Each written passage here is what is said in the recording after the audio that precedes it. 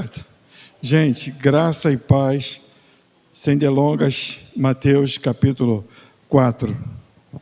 Mateus capítulo 4, do versículo 1 ao versículo 11, diz assim: A seguir, Jesus foi levado pelo Espírito ao deserto para ser tentado pelo diabo. E depois de jejuar 40 dias e 40 noites, teve fome. Então o tentador, aproximando-se,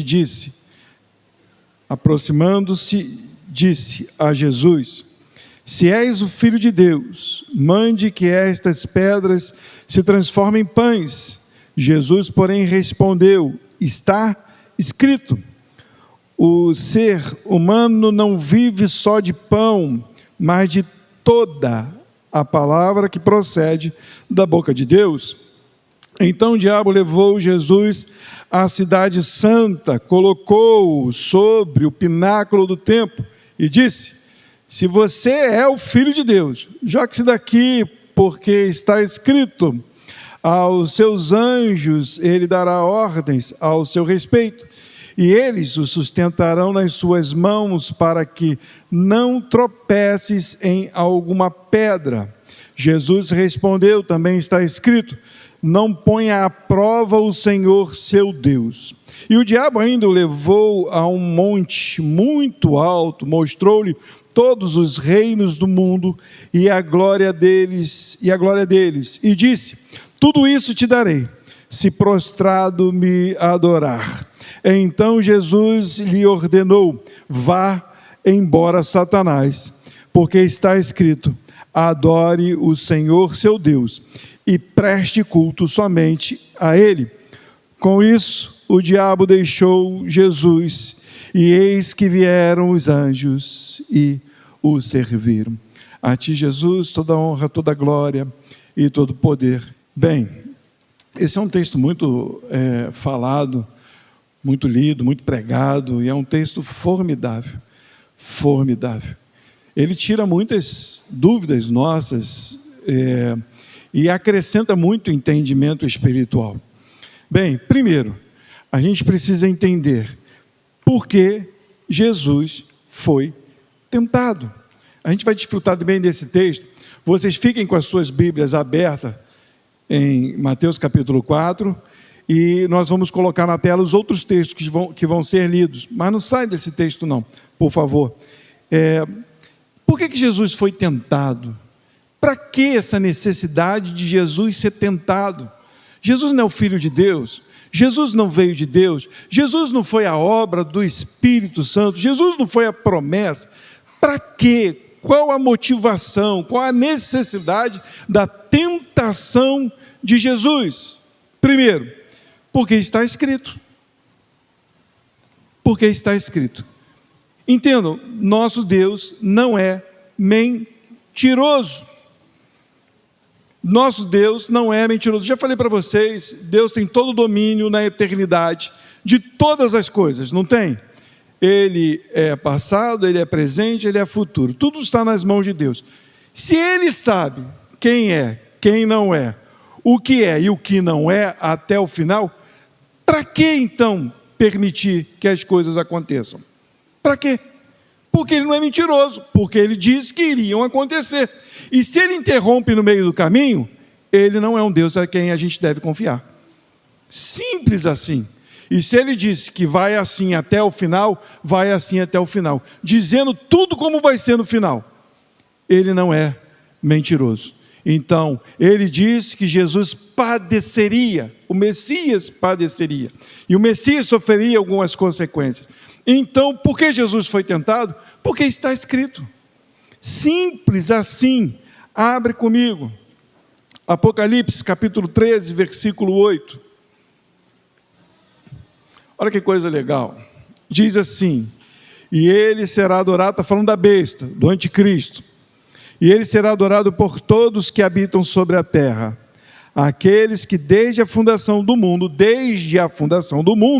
não tiveram seus nomes escritos no livro da vida do Cordeiro que foi morto. Na outra tradução, fica mais claro, ele vai dizer que esse Cordeiro foi morto antes da fundação do mundo. Olha que coisa legal. Jesus morreu na eternidade. É um plano eterno. Então Jesus teria que vir, padecer, morrer. Antes, porque foi feito na eternidade. Na eternidade não tem passado, não tem presente, não tem futuro. Foi criado para a gente viver passado, presente e futuro. Então, na eternidade, tudo está nas mãos de Deus. E o Cordeiro de Deus foi morto na eternidade. O plano de Deus foi na eternidade. 1 Pedro, capítulo 1, versículo 19 e versículo 20. Olha o que diz aí, para ficar mais claro sobre isso que eu estou falando. Era necessário Jesus passar. Jesus teria que passar. E aí vai falar assim, diz assim: mas pelo precioso de sangue de Cristo, como de um cordeiro sem defeito e sem mácula, ele foi conhecido antes da fundação do mundo, mas foi manifesto nestes últimos tempos em favor de vós. Ficou claro? Por que Jesus foi tentado? Porque estava escrito. O plano não foi depois que Adão pecou, o plano foi na eternidade. Por que, pastor, na eternidade? Porque é lá que tudo acontece, não é aqui. Se a gente crê num Deus, nós precisamos crer num Deus eterno, poderoso, e tudo está no seu controle. Mais um motivo, por que Jesus foi tentado? Jesus foi provado como homem.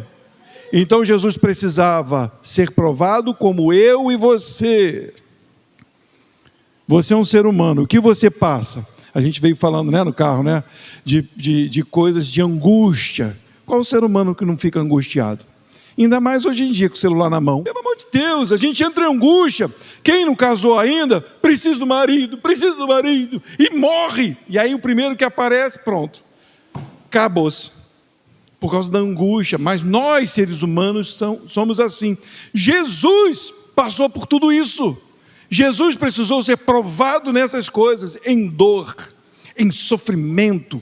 Jesus precisou ser provado como eu sou e você é. Lá em Hebreus, capítulo 5, versículo 8 e 9, vai falar bem isso. Olha o que diz aí. Diz assim: embora fosse filho de Deus, aprendeu a obediência pelas coisas que sofreu. E tendo sido aperfeiçoado, tornou-se o autor da salvação eterna para todos os que lhe obedecem. Então, quando Jesus veio como homem. Jesus não veio soltando fogo, com raios resplandecentes, com olhos de fogo, não. Jesus veio como eu e você, como um homem, que passou por dores e teve que aprender a obedecer, desde o dia de seu nascimento, e foi obediente. Ele obedeceu Maria, ele obedeceu José, ele foi obediente, olhando as falhas dos pais. Olha que coisa extraordinária. Imagina José e Maria falando, tipo a gente aqui, é só uma elucubração, tá? É só um pensamento, mas a gente não é assim. A gente olha para o filho e diz: se você não fizer isso, eu não te dou a bicicleta no final do ano. Você imagina José e Maria falando isso para Jesus: se você não fizer o que eu estou te mandando, eu não vou fazer isso, vou fazer aquilo. E Jesus olhando para o coração falso, porque está usando de manipulação. Os pais são assim. Jesus podia ver o pecado de seus pais, e mesmo assim ele foi obediente. Que coisa maravilhosa isso, gente. Percebe que coisa extraordinária? E a outra coisa, porque Jesus foi tentado, porque faz alusão ao deserto, ao povo que saiu do Egito. O povo que saiu do Egito saiu para ser tentado. Pastor ficou louco. Meu Deus, o povo saiu para ser tentado, não foi para ser resgatado? Foi, mas eles precisavam passar por provação. Deuteronômio, capítulo 8, do 2 ao 5. Olha que texto forte. Olha aí, vamos ver devagar, né, para a gente poder desfrutar bem do que Deus disse. Lembre-se de todo o caminho pelo qual o Senhor, seu Deus, os guiou no deserto, durante estes 40 anos. Para quê? Ficaram com medo de falar, duvido que alguém fala. Para quê, igreja? Para humilhar vocês. Olha o que Deus está falando, lembra de todo o caminho, os 40 anos no deserto. Para quê? Para humilhar vocês. Gente de cabeça em pé não consegue ver Deus, só quem se humilha diante dele. Se não entende o que é humilhação, precisa se arrepender, porque Deus levou um povo de dura cerviz, um povo metido a besta, para o deserto. Para quê? Para humilhar. Você ainda se acha alguma coisa? Ainda se acha conhecedor de alguma coisa? Presta atenção. Para humilhar vocês, para pôr vocês à prova, para saber o que estava no coração de vocês, se guardariam ou não os seus mandamentos. Ele humilhou vocês, ele os deixou passar fome, ele os sustentou com maná que vocês não conheciam e que nem os pais de vocês conheciam, para que vocês compreendessem que isso esteja guardado no nosso coração. Não está falando com aquele povo só não, está falando com a gente também. Para que vocês compreendam que o ser humano não viverá só de pão, de churrasco, de pudim, de Coca-Cola, de restaurante, não, mas de tudo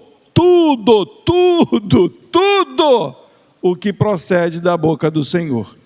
Durante esses 40 anos, roupas que vocês usavam não envelheceram, os pés não ficaram inchados. Portanto, saibam em seu coração que assim como um homem disciplina o seu filho, assim o Senhor, seu Deus, disciplina vocês. Duro, né?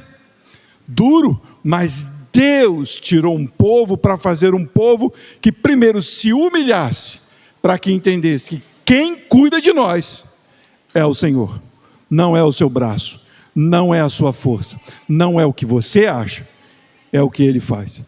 Jesus teve que passar a mesma coisa, Jesus teve que sofrer a mesma coisa, por isso Jesus foi tentado. Eu e você passamos as mesmas tentações, mas Jesus passou com louvor. Como homem, se humilhou e passou. Amém, igreja? Vamos falar um pouquinho do tentador. No versos 8 e 9, o que diz aí de Mateus, capítulo 4, diz assim, no verso 8 e no verso 9. Quem é o tentador?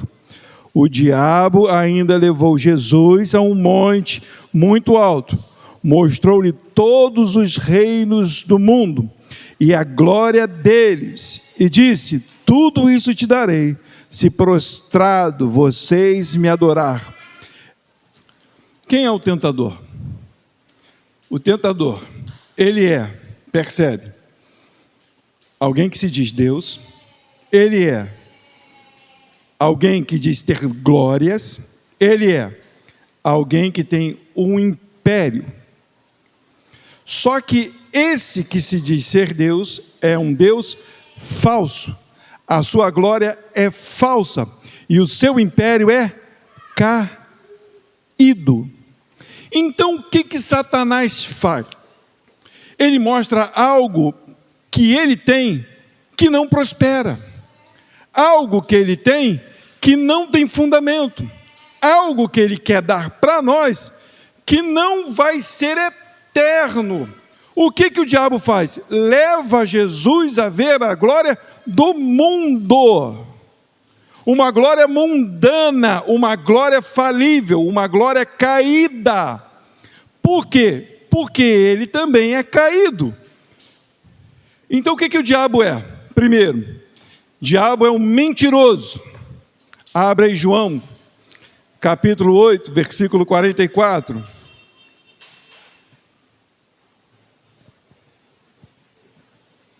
O que diz aí em João 8, 44? diz assim, está falando para alguns judeus.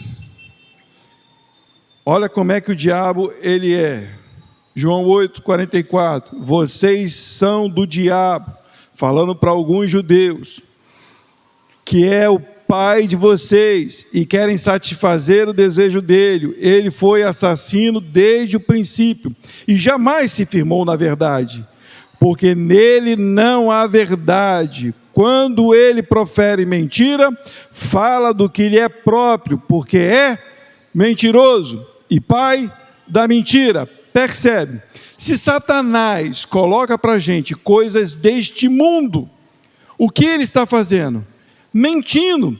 E se você aceita as coisas do mundo mais do que o que Deus quer oferecer para você, você é filho do diabo. Jesus amado. Porque o diabo é mentiroso. E ele te oferecendo alguma coisa que não prospera. E Satanás é mentiroso. E Jesus está falando para aqueles judeus, vocês são filhos dele. Porque o que vocês querem é a glória daqui de baixo. É a glória falível. Vocês querem o império das trevas e não o reino celestial. E o que Satanás é mais? Além de ser pai da mentira, ele se disfarça. Abre aí, 2 Coríntios, capítulo 11, versículo 14. Já viu aqueles espiões? Né? Como é que é? Missão Impossível. Né? O cara bota máscara e se torna outra pessoa. Para quê? Para enganar. Satanás é um sedutor. Como algumas pessoas gostam de ouvir isso, né?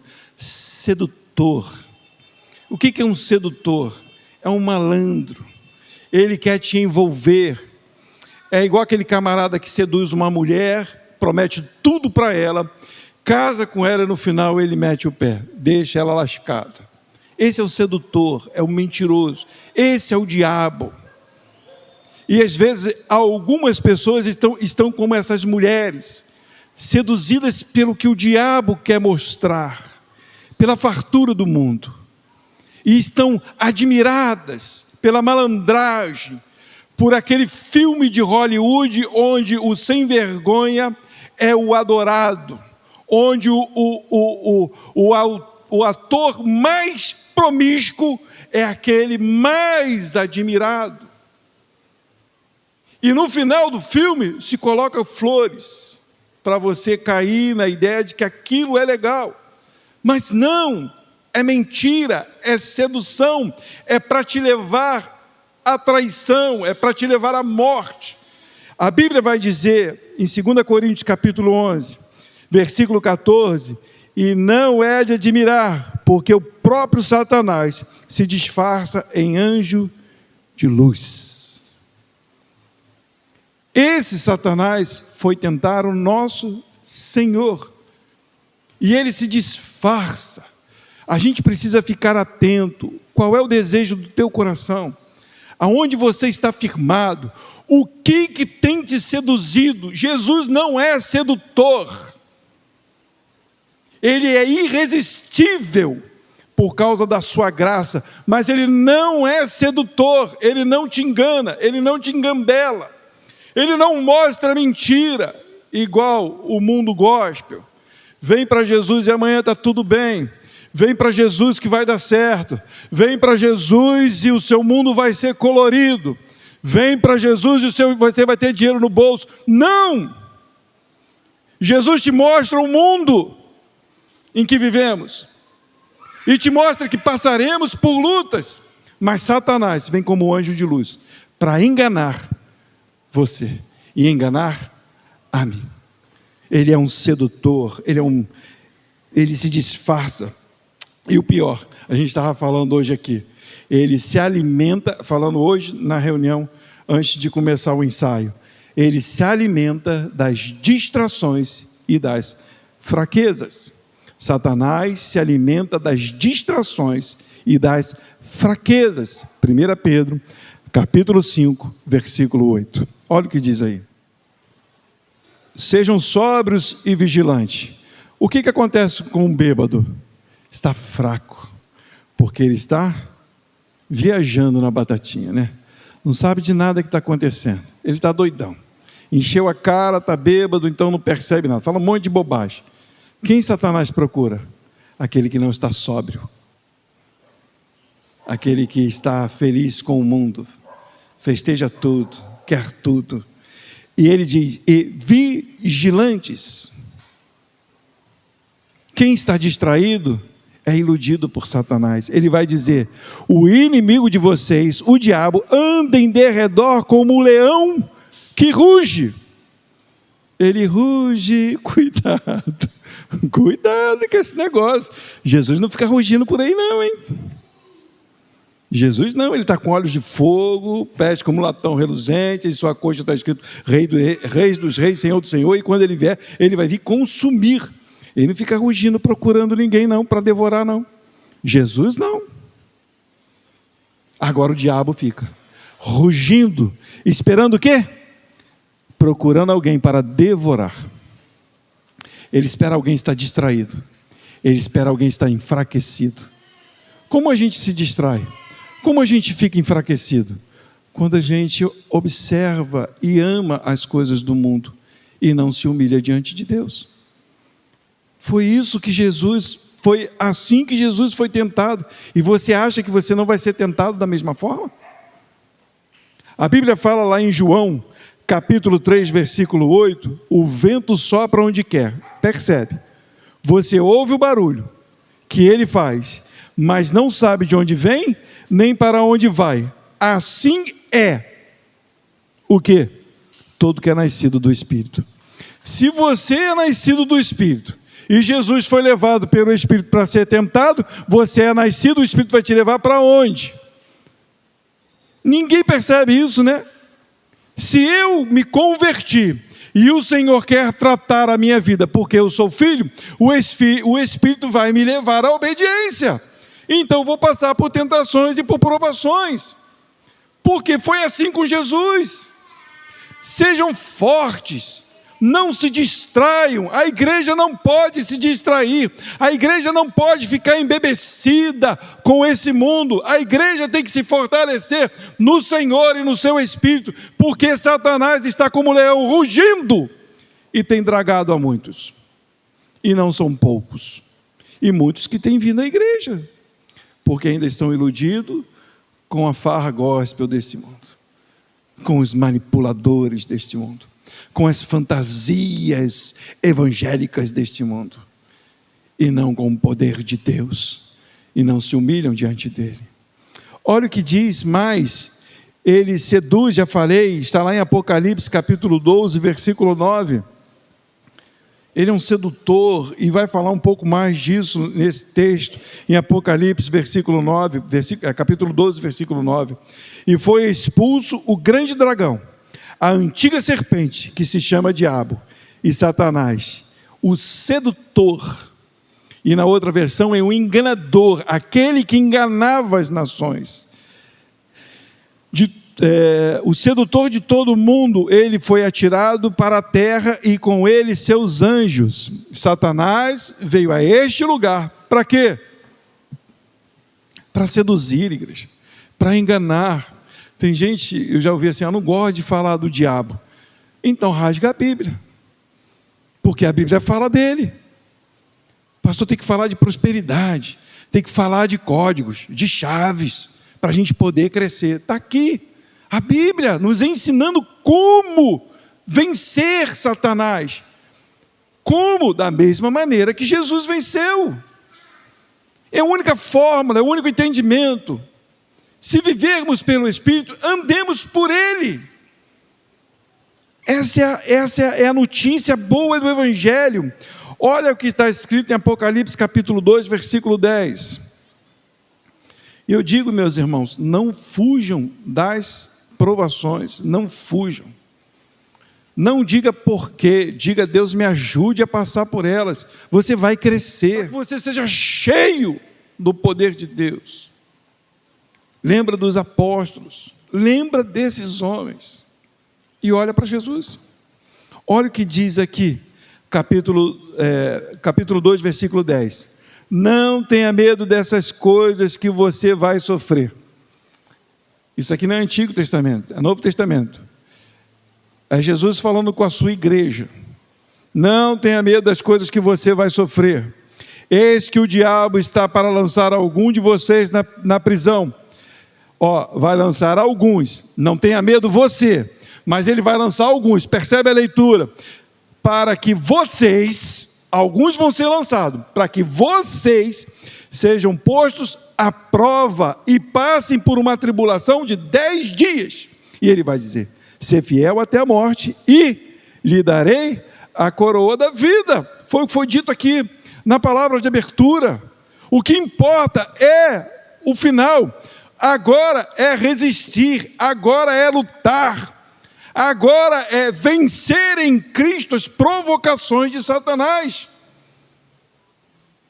Quando ele diz aqui que vão sofrer, ele está dizendo que muitos vão ser lançados em prisões, porque ainda crentes em Jesus farão coisas que não agradam a Deus, e Satanás vai prendê-los, mas por um período.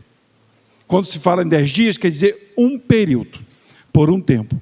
Para quê? Para que todos, se você vê o seu irmão cair, os escândalos que têm acontecido aí, um monte de pastor, que eu não sei onde é que eles estão com a cabeça, né? É divórcio adoidado, é prostituição adoidado. Gente, cuidado com esse mundo gospel, pelo amor de Deus. Como a gente viaja com esse negócio. A gente vê alguém cantando bonito e diz: olha que unção. Para com isso, gente, para com isso. Não é porque canta bonito que tem unção. Vê o que eles estão falando, ouve, pelo amor de Deus. Lembra da mensagem do pastor Robson? Lê, se não sabe ler, escuta a palavra, vê o que esses caras falam. O mundo vem maquiado, vem bonito. Hoje, as pessoas mais desprezadas no mundo evangélico são os pastores verdadeiros. O que são aplaudidos são os artistas gospel. Não tem nada de errado com isso, não. Eu já parei de me preocupar com isso, que isso me atormentava. Mas cuidado. Ouve os depoimentos, quantos escândalos. Eu tenho uma pessoa aqui, conheço uma pessoa aqui, que trabalhou e que viu essa galera gospel. Ela era gerente de um lugar, e essa galerinha estava lá, e ela ouvia os papinhos dessa galera. Não estou falando que todos são não, mas uma grande maioria é. Para de olhar para o mundo, Satanás está disfarçado, e ele vai falar da palavra de Deus, para enganar muitos, e se você não estiver atento, você pode ir para o mesmo buraco, porque a palavra de Deus é simples, e os filhos de Deus amam a Jesus, eles amam a Jesus e entendem que vão passar por provações e por tribulações, mas que serão vencedores. Mas como que funciona a tentação?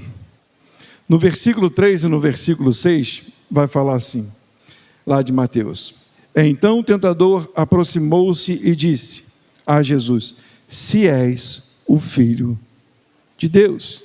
No versículo 6 de Mateus vai dizer assim: e disse, se você é o Filho de Deus. Satanás tenta Jesus com a mesma palavra: se você é Filho de Deus. A pergunta é: somos filhos de Deus? O que garante a você que você é um filho de Deus? Pastor, você é filho de Deus porque você lê a Bíblia, né? Você está na frente da igreja, então você é filho de Deus. Está assim de pastor que não tem nada a ver com Deus e prega Jesus. Há lugares em que o pastor é a estrela do negócio, e muitos estudaram para ser estrela do negócio e não para servirem a Jesus naquele lugar. Por quê? Porque ele tem fama, porque ele tem honra. A pergunta é: você é um filho de Deus? O que te dá acesso a entender que você é um filho de Deus? Abre aí João capítulo 1, versículo 12. A Bíblia vai dizer: mas a todos quanto o receberam, deu-lhes poder, ou direito, diz a outra tradução, poder e direito, de serem feitos filhos de Deus, a saber, os quais creem no nome de Jesus, no seu nome, versículo 13.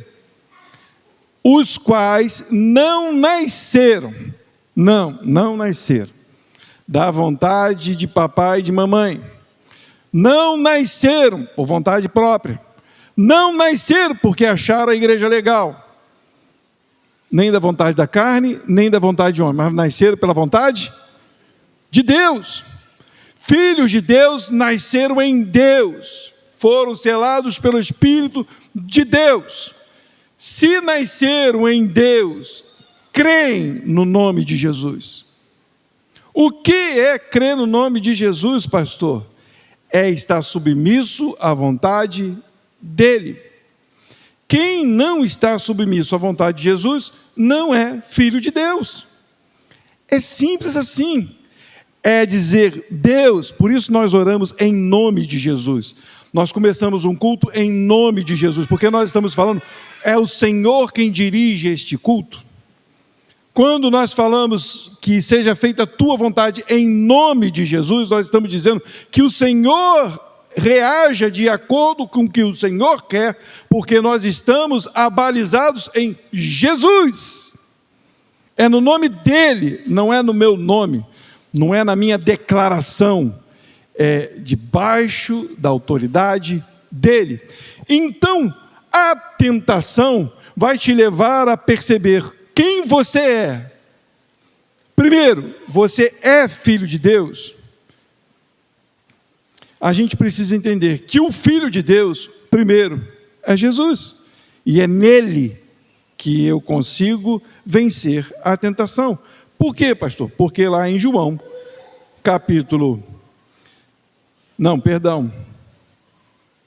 Mateus 3,17, vai dizer assim, percebe? Ele vai dizer assim, e eis que uma voz do céu dizia, este é meu filho amado em quem me agrado. Jesus é o filho que agrada a Deus. Você agrada a Deus? A gente só agrada a Deus em Jesus. Porque Deus, já falei para você, ele olhou do céu e viu, todos me desagradaram. Mas quem agradou a Deus? Jesus.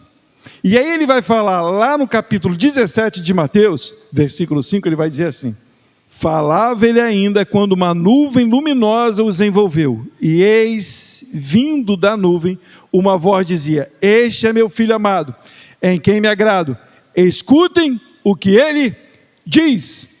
Jesus sobe no monte com seus discípulos, e de repente Jesus se transfigura, vem Moisés e Elias conversar com Jesus. Pedro fica encantado com aquilo. Senhor, façam 3 tendas, para que a gente possa ficar aqui, desfrutando dessa presença tão gloriosa. E aí a voz diz, escutem a ele, porque esse é meu filho. Quem é filho de Deus? Aquele que ouve a voz de Jesus. Quem não ouve a voz de Jesus, quem não segue Jesus, não é filho de Deus, porque não serve a ele. A tentação é em cima daquilo que foi tentado Jesus. Tu és o Filho de Deus, e Jesus passou com louvor pela tentação, porque ele mostrou que era Filho de Deus. De que forma? Vamos lá? Jesus mostrou que era Filho de Deus na sua necessidade. Jesus mostrou que era Filho de Deus na sua fraqueza. Olha o versículo 3 e versículo 4 de Mateus. Olha o que diz aí. Versículo 3 e versículo 4 vai falar assim, então o tentador aproximou-se e disse a Jesus, se você é o Filho de Deus, mande que essas pedras se transformem em pães. O que Jesus teve depois de 40 dias e 40 noites jejuando? Fome. O que o povo teve quando saiu do deserto? Uns dias depois, eles não estavam com tanta fome como Jesus, porque eles não estavam jejuando, mas foram para o deserto, e já reclamaram que estavam com fome. Jesus não reclamou, Jesus teve fome, a sua barriga estava roncando, querendo comida. Satanás viu a sua necessidade, e o que ele faz? Você é o Filho de Deus, tem pedra ali, manda que se transforme em pães. E o que Jesus diz? Vocês vão ler. Então Jesus Versículo 4, por favor. Leiam.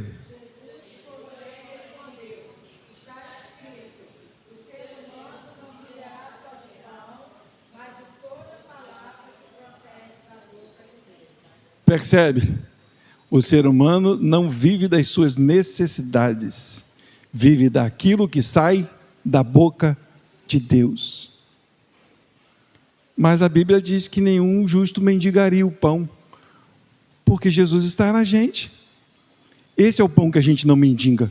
E nós não vamos sair por aí ficar pedindo nada, porque nós temos irmãos para nos ajudar nas nossas necessidades. Mas tem hora que a gente tem fome, tem hora que falta. Quantas vezes nós passamos por necessidades? Eu lembro que quando a gente morava lá na igreja, a gente estava um tempão sem comer carne, por causa das minhas bobagens, por causa das besteiras que eu fiz. A gente foi morar numa salinha de escola dominical, e naquele tempo a gente queria comer uma carninha, uma linguicinha, um bifinho. Hoje é só você comer abóbora que você pensa em mas deixa eu falar, eu lembrei aqui coisa nada a ver, para que eu estou falando disso? Mas tudo bem. Mas a gente só pensou e a gente só sussurrou um para o outro, e um irmão apareceu com uma bolsinha cheia de carne para a gente. Ele foi lá, tinha linguiça, tinha fígado, nós pensamos, e o Senhor foi lá e nos abençoou naquele tempo. Jesus estava com fome, e o tentador tentou na sua necessidade. O que Jesus poderia falar? Falar igual o povo. Meu Deus, eu não sou teu filho? Não é assim que a gente faz? Eu não sou filho de Deus? Aquele ali te serve de qualquer jeito. Eu dou dízimo, eu venho na igreja todo dia, eu faço jejum. Como é que ele não passa necessidade e eu passo? Como que pode? Eu não sou teu filho? Esse foi o povo no deserto. É assim que está a tua mente? Deixou de confiar em Deus? Esqueceu da mensagem? Você foi levado ao deserto para ser tentado, para ser provado? É o tempo que você precisa agora confiar em Deus. É esse tempo que você precisa desfrutar do entendimento de o quanto você precisa dele, porque tudo que sai da boca de Deus é o que me sustenta, é o que me faz viver. E se ele disse, como nós falamos e como está escrito, vai acontecer, porque Deus não é igual a gente. Deus não promete uma coisa e faz outra, não pode. Ele é Deus. Se ele falou que você vai passar pela magrela, você vai passar pela magrela, mas no final ele vai te coroar, porque ele diz que os humilhados serão exaltados, e não é a exaltação que você quer, é ser estabelecido, aprovado como verdadeiro filho de Deus, porque confiou em Deus, confiou em Jesus. Não é para dizer que agora eu estou no palco e você está na plateia, não é para dizer que vai ser igual mel, não, é para ajudar o próximo, é para sofrer com o próximo, é para mostrar que você também passou. É isso. Olha o que mais aqui, onde é que eu estou? Na fraqueza de Jesus, versículos 6 e 7, olha o que diz aí, ó, versículo 6 e versículo 7, vamos lá, olha o que diz aqui, deixa eu achar o 6 aqui na minha Bíblia, está aqui, e disse, se você é o Filho de Deus, jogue-se daqui, porque está escrito, aos seus anjos ele dará ordem ao seu respeito, e eles o sustentarão nas suas mãos, para que você não tropece em alguma pedra. Já pensou?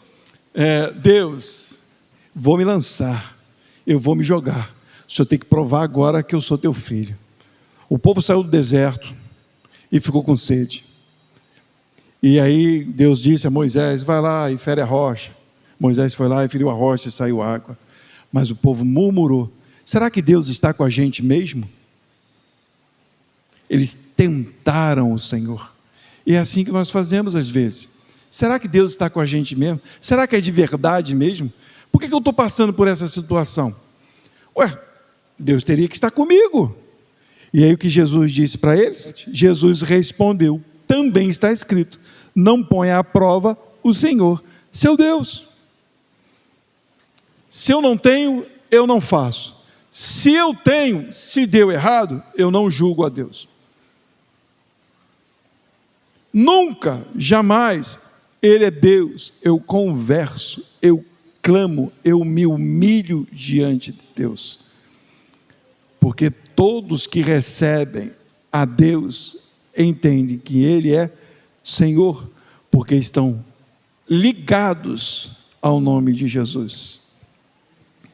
Nunca enfrente a Deus, porque aquele povo que enfrentou a Deus no deserto, brigou com Deus por causa da água, brigou com Deus porque não queria receber a terra prometida, nenhum deles entraram, e todos eles viram a glória de Deus no deserto.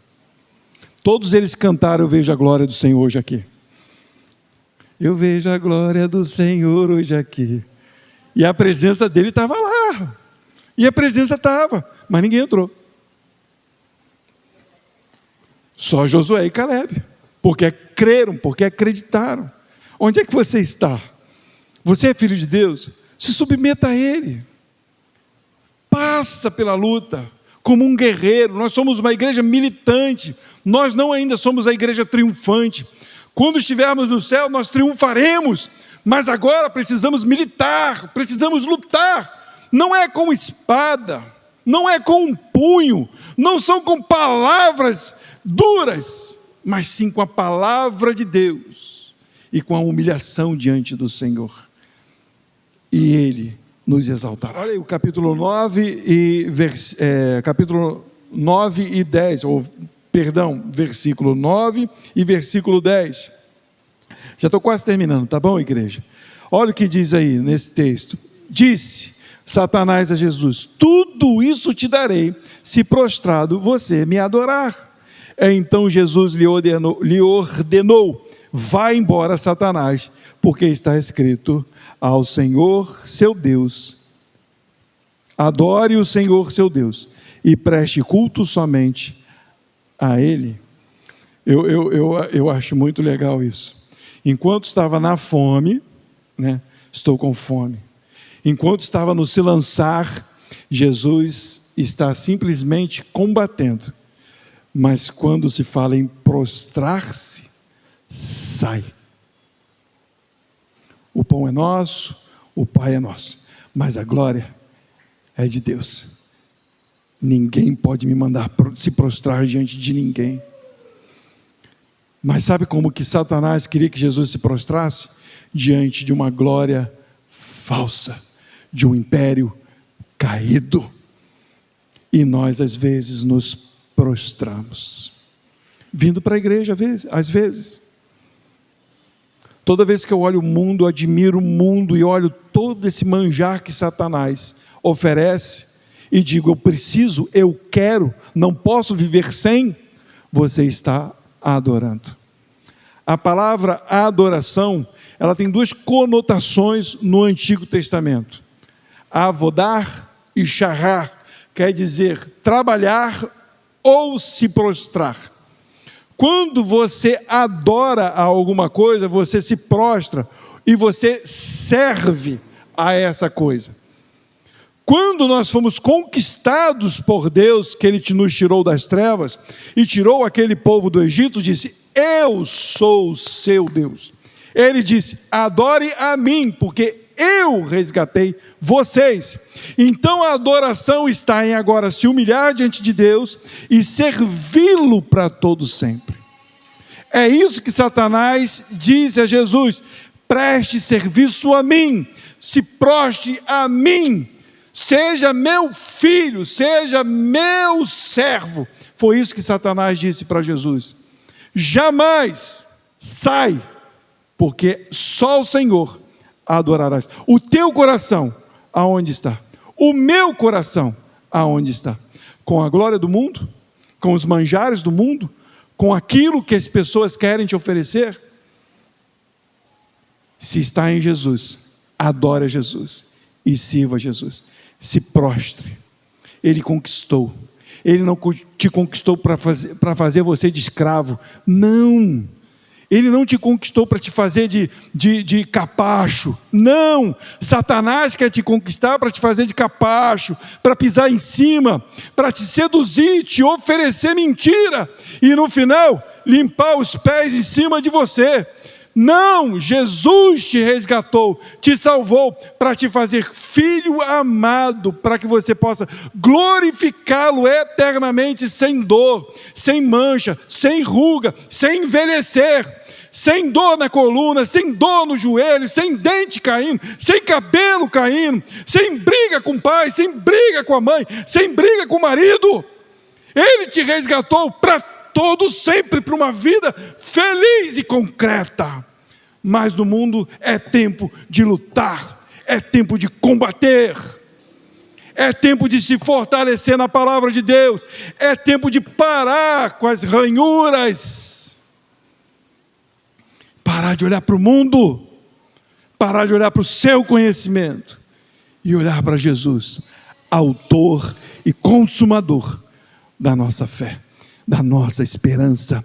Os dois últimos textos que eu quero ler com vocês está lá em João, 1 João, capítulo 2, e depois Tiago, capítulo 4, e a gente encerra. 1 João, capítulo 2, versículo 16 e 17, vai dizer assim: porque tudo o que há no mundo, o desejo da carne, os desejos dos olhos, a soberba da vida, não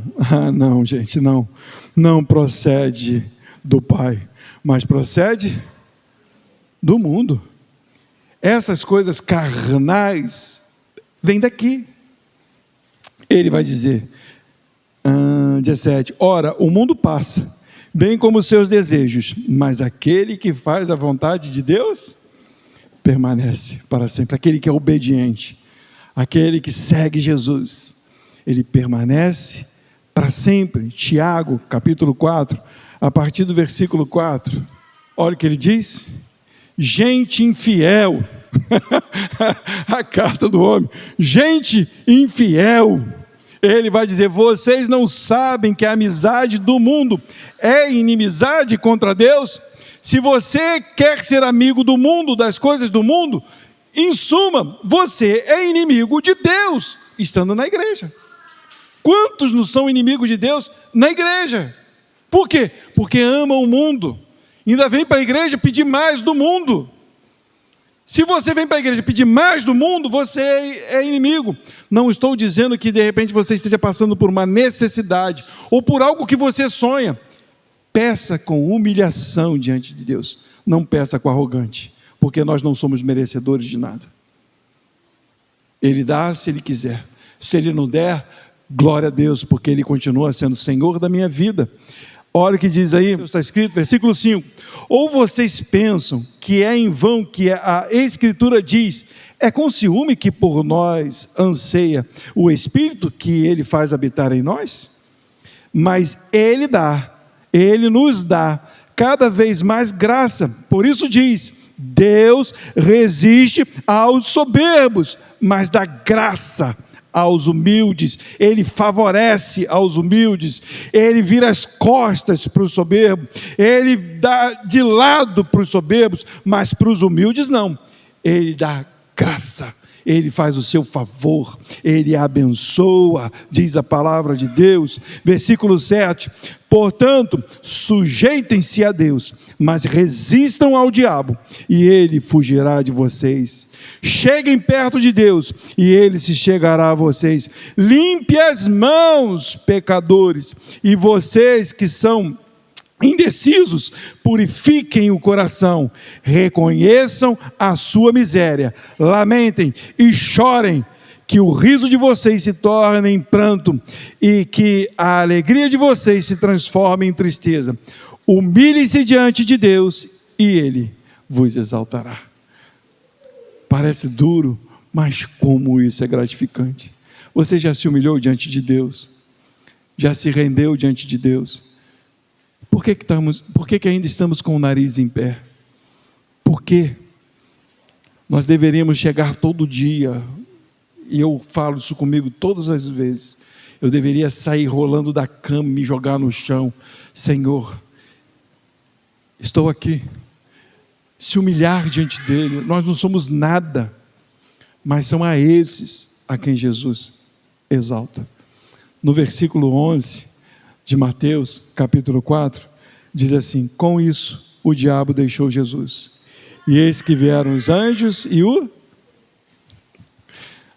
sofrimento acaba, a tentação acaba, a luta acaba, mas se você permanecer fiel em Jesus, porque você vai tropeçar, eu vou cair, você vai ser provado e muitas vezes você vai ser reprovado, mas nós vamos olhar para Jesus e vamos ver que Ele foi aprovado na tentação, e por causa dele nós também seremos aprovados.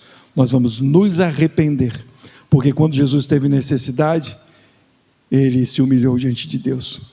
Quando Jesus tinha toda a razão para ter tudo no deserto, ele se humilhou diante de Deus. Quando foi oferecido todo o mundo, todo o tesouro do mundo, ele se humilhou diante de Deus. Nós não. Então nós olhamos para Jesus, autor e consumador da nossa fé, e nisso somos salvos, e nisso somos exaltados. Amém, igreja? Eu sei que a palavra é um pouco dura, mas nós precisamos cauterizar o nosso coração para o mundo e amolecê-lo para o Senhor. Nós precisamos disso. Corram para Jesus, corram. Não é mais tempo de ficarmos achando que está tudo legal. Não está. Virão tempos mais difíceis que esse. O nosso Pai está nos céus e é Senhor de tudo. E todos aqueles que abraçarem a Satanás e esse mundo serão lançados no inferno. Mas nós desfrutaremos da maior graça de estarmos juntinhos a Ele. Amém?